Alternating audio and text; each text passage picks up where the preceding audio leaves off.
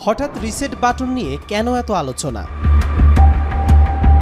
সম্প্রতি বাংলাদেশের রাজনৈতিক অঙ্গনে এবং সামাজিক যোগাযোগ মাধ্যমে রিসেট বাটন নিয়ে তুমুল আলোচনা চলছে। এর সূত্রপাত হয় অন্তর্বর্তীকালীন সরকারের প্রধান উপদেষ্টা ডক্টর মুহাম্মদ ইউনূসের জাতিসংঘ সাধারণ পরিষদে যোগদানের সময় দেওয়া এক সাক্ষাৎকারের পর।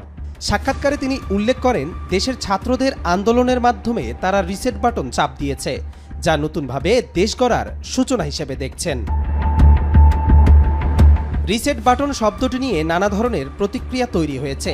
সমালোচকরা মনে করছেন এটি অতীত মুছে ফেলার প্রতীকী ইঙ্গিত বহন করে। অভিনেত্রী মেহের আফরোজ শাওন তার ফেসবুকে এই প্রসঙ্গে কটাক্ষ করে প্রশ্ন তুলেছেন, রিসেট বাটনের চাপ দিলে নোবেল পুরস্কারের কি হবে?